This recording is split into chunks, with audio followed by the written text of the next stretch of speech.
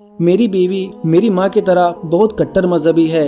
जब मौलवी साहब मुझसे कह रहे थे कि उसको अपने साथ जन्नत ले जाना है तो मैंने बताया कि वो तो बहुत कट्टर हिंदू है। जिस रोज गोश्त खाकर आता हूँ घर में घुसना मुश्किल कर देती है। न जाने उसको कैसे खुशबू आ जाती है। रात को 12:45 पर घर पहुँचा। महारानी जी गुस्से में भरी बैठी थी। धक्के देने लगी, बार बार गालियाँ दी। 25 साल का अदब भूल गई। तू धर्म भ्रष्ट करके आया है, मेरा क्या लगता है, भाग जा। न जाने क्या क्या कहा। सुबह तक लड़ाई होती रही। 2000 की बात बड़ी नहीं थी, मगर मुझे विश्वास नहीं हुआ। मैं वहां से भी वापस आ गया। अगले रोज एक मस्जिद के सामने से जा रहा था तो जरा साफ सुथरे कपड़ों में एक मौलवी साहब मस्जिद की तरफ जाते हुए दिखाई दिए। बाद में उनसे तारुफ हुआ। उनका नाम मौलवी अब्दुल समी कासमी था। मैंने उनसे कहा कि मुझे इस्लाम के बारे में कुछ मालूमात हासिल करनी है। पहले तो वो ठिठके, बाद में वो तैयार हो गए। मैंने उनसे कहा कि इस्लाम के बारे में मैंने 50 से ज़्यादा किताबें पढ़ी हैं। जब अल्लाह के रसूल सल्लल्लाहु अलैहि वसल्लम आखिरी हज को गए तो उनके साथ 1.25 लाख साथी थे। आपने सबको इकट्ठा करके उनसे सवाल किया कि मैंने इस्लाम तुम तक पहुंचा दिया? सबने कहा कि हाँ, पहुंचा दिया। मोहम्मद सल्लल्लाहु अलैहि वसल्लम ने कहा कि अब जो यहाँ मौजूद नहीं है ये इस्लाम तुम्हें उन तक पहुँचाना है। इससे ये बात मालूम हुई कि जिन मुसलमानों तक इस्लाम पहुँच चुका है वो दूसरे लोगों तक इस्लाम पहुँचाए। मौलवी कासमी ने कहा कि हाँ, ज़रूर पहुँचाना चाहिए। मैंने कहा कि मौलवी साहब, आप मुझे ऐसे 2-4 लोगों से मिलवाएं जो दीन को दूसरों तक पहुँचाने का काम कर रहे हों। मौलवी बोले, ऐसे लोग भी मौजूद हैं। मैंने कहा कि ये काम तो सारे मुसलमानों को करना चाहिए, मगर मुझे एक मुसलमान भी नहीं मिला। मैं खुद इस्लाम लाना चाहता हूँ। 4 बड़े मौलवियों ने मुझे धक्के दिए। मौलवी कासमी ने कहा कि मैं आपको एक साहब का पता बताता हूँ, आप जिला मुजफ्फरनगर यूपी चले जाओ। मैंने उनका पूरा पता और दीगर सारी मालूमात ली। उन दिनों चंद बड़े और मखसूस लोगों के पास ही मोबाइल हुआ करते थे और अक्सर घरों में PTCL का भी निज़ाम मौजूद था और छोटे कस्बों और छोटे शहरों में PCO की सहूलत मौजूद होती थी। मैंने उनका नंबर लेना चाहा तो उन्होंने कहा कि फील्ड पर मालूम करके देता हूँ। नागलोई दिल्ली के किसी मौलवी साहब को उन्होंने फ़ोन किया और मौलवी मोहम्मद कलीम सिद्दीकी साहब को फ़ोन नंबर मिलाया। मौलवी साहब दिल्ली से फलत जा रहे थे। मौलवी कासमी ने कहा कि हमारे एक चौधरी साहब इस्लाम कबूल करना चाहते हैं। मौलवी साहब ने कहा कि उनको आज शाम तक फलत भेज दें। मैंने कहा फ़ोन पर मुझसे बात करवा दो। उन्होंने मुझे फ़ोन दे दिया। मैंने बात की। मौलवी साहब ने कहा कि आप जब भी आएँ हमारे मेहमान बल्कि हमारे मौजूद मेहमान होंगे। मैं खिदमत के लिए हर समय हाजिर हूँ। मैंने कहा बहुत बहुत शुक्रिया। मुझे बड़ा अजीब लगा, एक आदमी 100-150 किलोमीटर दूर से ऐसा स्वागत कर रहा है। मुझे तो एक मिनट गुजरता मुश्किल हो रहा था। मैं उसी रोज 27 सितंबर 2004 के दिन सूरज छुपने तक फलत पहुंच गया। मौलवी साहब नमाज पढ़ने गए थे। मैं बैठक में कुर्सी पर बैठ गया। मौलवी साहब आए तो मैंने मुलाकात की। मौलवी साहब बहुत खुशी से मिले। उनके यहाँ बाहर के कुछ मेहमान आए हुए थे जो मकान के ऊपर वाले कमरे में ठहरे हुए थे। थोड़ी देर में मौलवी साहब ने मुझे भी वहीं बुला लिया।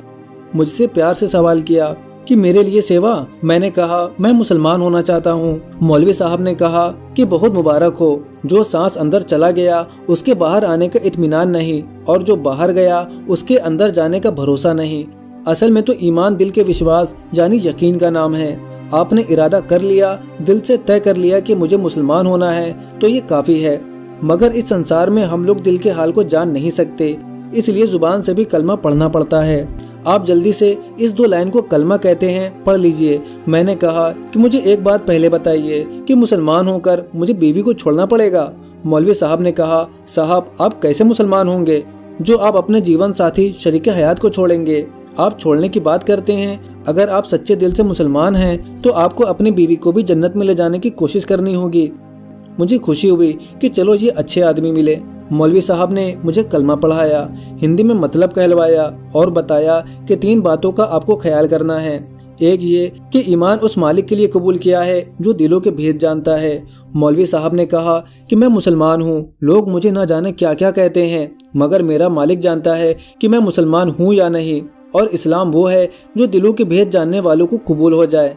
दूसरी बात ये कि इस दुनिया में ईमान की ज़रूरत है, और वो आदमी जो एक मालिक को छोड़कर दूसरे के आगे झुके वो कुत्ते से भी ज्यादा गया गुजरा है, क्योंकि कुत्ता भी प्यासा अपने मालिक के दर पर पड़ा रहता है। वो आदमी कुत्ते से भी बदतर है जो दर बदर झुके। मगर असल ईमान की ज़रूरत मौत के बाद पड़ेगी। जहाँ हमेशा रहना है तो मौत तक इस ईमान को बचा कर ले जाना है। तीसरी सबसे ज़रूरी बात ये कि ये ईमान हमारी आपकी मलकियत नहीं है, बल्कि हमारे पास हर उस इंसान की अमानत है जिस तक हम इसे पहुंचा सकते हैं। अब अगर मालिक ने हमें रास्ता दिखाया है तो हमें सारे खानदान दोस्तों तक इस सच्चाई को पहुंचाने की जिम्मेदारी अदा करनी है। मैंने कहा, मौलवी साहब आप सच कहते हैं, मैं असल में खौफ और लालच में मुसलमान हो रहा हूँ। मरने के बाद क्या होगा, दोज़ख का खटका और जन्नत की कुंजी, इन किताबों में मैंने जो कुछ पढ़ा फिल्म की तरह मेरे दिलो दिमाग में घूमता रहता है। मुझे ख्याल होता है कि तूने इतने जुल्म किए, मौत के बाद क्या होगा। अब मैं आपके सामने अहद करता हूँ कि इस्लाम में मालिक ने जिन कामों से रोका है पूरी जान लगाकर उन कामों से बचने की कोशिश करूँगा, ताकि मेरे मालिक के सामने जाने का मेरा मुंह हो जाए। मैंने मौलवी साहब को बताया कि ये भी अच्छा हुआ कि मैंने इस्लाम को पढ़कर मुसलमान होने का फैसला किया, मुसलमानों को देख कर नहीं। आज के मुसलमानों को देखकर कौन मुसलमान हो सकता है। मेरे चारों तरफ बहुत से मुसलमान रहते हैं। हमारा एक किराएदार है जिसका नाम सैयद गुलाम हैदर है, नमाज भी नहीं पढ़ता। मैंने उसे एक बार कहा कि तुम हर महीने मेरे माँ बाप को किराया देते हो, अगर तुम इनसे मुसलमान होने को कहो तो क्या खबर वो मुसलमान हो जाएं। अगर मुसलमान वो हो जाएं तो पूरा खानदान मुसलमान हो जाएगा। वो बोले, तुम्हारे बाबा इलाके के प्रधान हैं, अगर मैंने उनसे कह दिया तो वो हमारा जीना मुश्किल कर देंगे। मैंने कहा, तुम अल्लाह से नहीं डरते, मेरे बाबा से डरते हो, इसलिए काबे का फोटो हटाकर मेरे बाबा का फोटो लगाओ। रोजाना उनके नाम पर जाप करके मेरे बाबा को दंडवत करो, उनके सामने सर झुकाओ। मेरे बाबा ने किसी दिन देख लिया तो वो तुम्हारा किराया माफ कर देंगे, तुम्हारे मजे हो जाएंगे। मैंने उसे कहा कि तुम अपने आप को सैयद बताते हो, अल्लाह के यहाँ तुम्हें भी जाना है। मैं मालिक के सामने ही लठ मारूंगा कि इन्होंने सैयद होकर भी एक दिन भी हमारे ईमान लाने को नहीं कहा। मैंने मौलवी साहब को अपनी रुदाली सुनाई और 4 बड़े मौलवियों के पास से वापस आने की बात भी सुनाई। मौलवी साहब ने मुझे बहुत प्यार से समझाया और मुझे तसल्ली दी। मैंने बताया, मेरे 2 लड़के और 2 लड़कियां हैं। बड़ी लड़की की शादी मैंने कर दी है। हमारा समाज असल में पठानों से बहुत मिलता जुलता है। बहुत शर्म हया है, मर्दों का बाहर रहना और औरतों का घर रहना, ये हमारे यहाँ का दस्तूर है। मैं अपनी माँ के सामने अपनी बीवी से आज तक बात नहीं कर सकता। माँ बैठी होगी तो मैं उसको ही बताऊंगा। वो कभी कहते भी हैं कि ये तेरी 5 हाथ की बीवी है, तो इससे क्यों नहीं कहता। मैं कहता हूँ, माँ जब तू मर जाएगी ना तब इससे कहूँगा। हमारे यहाँ अभी तक लड़की को पढ़ाने का रिवाज नहीं है। पूरे खानदान में मैंने बगावत करके लड़की को पढ़ाया। हाई स्कूल पास किया तो उसने मुझसे कहा कि पापा जी मुझे 2000 रुपए चाहिए। मैंने कहा, बेटा 2000 का क्या करोगी। उसने कहा कि 1000 का मोबाइल मिल रहा है। मैंने उससे कहा कि मोबाइल का क्या करोगी। उसने कहा कि बात किया करूंगी। मैंने पूछा, और 1000 का क्या करोगी। उसने कहा कि जीन्स लाऊंगी। मैंने उससे कहा कि 2000 की जगह 5000 दूंगा। मगर 15 दिन के बाद मैंने लड़के वालों को बुलवाया जहां उसका रिश्ता तय कर रखा था और कहा कि 8 दिन में फेरे फिरवा लो तो लड़की तुम्हारी, वरना किसी दूसरी जगह शादी कर दूंगा। वो तैयार हो गए। बाबा से कहकर पंडित बुलवाया और फेरे फिरवाए। मैंने लड़की को 2500 रुपए दिए और कहा कि आधे तो ये लो और आधे उस दिन दूंगा जिस रोज गोद में बिठाकर रुखसत करने के लिए तुझे गाड़ी में बिठाऊंगा। आज हाई स्कूल करके वो मोबाइल और जीन्स मांग रही है। अगर इंटर कर लिया तो किसी ऐरे गहरे का हाथ पकड़कर घर ले आएगी कि पापा ये तुम्हारा दामाद है। मैंने अहद कर लिया कि लड़की को 5वीं से आगे हरगिज नहीं पढ़ाना है। ये बात मैंने मौलवी साहब से भी कही थी। उन्होंने कहा कि ये सोच ठीक नहीं है। अब तुम मुसलमान हो गए हो, तुमको इस्लाम की हर बात मानना होगी। इस्लाम ने तालीम हासिल करने को फर्ज कहा है और लड़का लड़की दोनों को पढ़ाना जरूरी है, मगर शर्त यह है कि इस्लामी माहौल और तरबियत में तालीम होनी चाहिए। मैंने वादा कर लिया। अब मेरा पक्का इरादा है कि अपने तीनों बच्चों को इस्लामी तालीम की जो सबसे बड़ी डिग्री होगी उस तक पढ़ाऊंगा। आगे मालिक के हाथ में है। अब मैंने बिल्कुल इस्लामी उसूलों पर जिंदगी गुजारने का फैसला कर लिया है। जब मैं हिंदू था मैं शराब का बहुत आदी था और लोगों को अपने हाथों से बहुत पिलाई थी, मगर जब से मैंने कलमा पढ़ा अब जिंदगी भर ना पीनी है और ना पिलानी और ना पीने वालों के पास बैठना है। अब तो मुझे शराब का ख्याल भी नहीं आता और मालिक का करम है कि किसी दोस्त ने भी मेरे सामने नहीं पी। हालांकि किसी को मालूम भी नहीं कि मैंने शराब छोड़ दी है या इस्लाम कबूल कर लिया है। मेरी बीवी मेरी माँ की तरह बहुत कट्टर मजहबी है। जब मौलवी साहब मुझसे कह रहे थे कि उसको अपने साथ जन्नत ले जाना है तो मैंने बताया कि वो तो बहुत कट्टर हिंदू है। जिस रोज गोश्त खाकर आता हूँ घर में घुसना मुश्किल कर देती है, न जाने उसको कैसे खुशबू आ जाती है।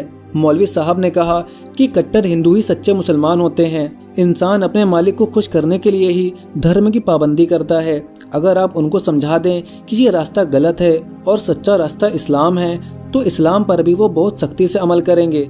मैंने फलद में मौलवी साहब के भांजे के मोबाइल से उनको बता दिया कि मैं मुसलमान हो गया हूँ, तो वो बहुत नाराज हुई। मैंने ये कहकर बात बंद कर दी कि मैं दूसरे के मोबाइल से फ़ोन कर रहा हूँ। अगले रोज सुबह मेरे मुकदमे की तारीख थी।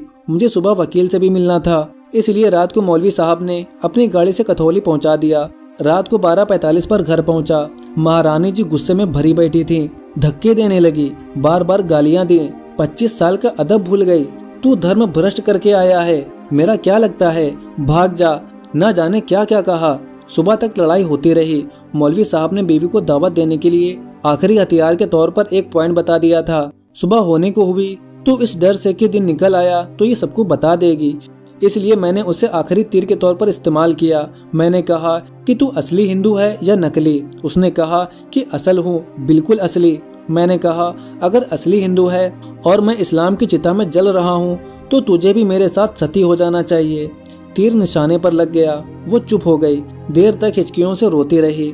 मैं उसके करीब गया, प्यार किया और दुख सुख और जीवन मरण, जिंदगी और मौत के साथ देने की वादों की दुहाई देकर मुसलमान होने के लिए कहा।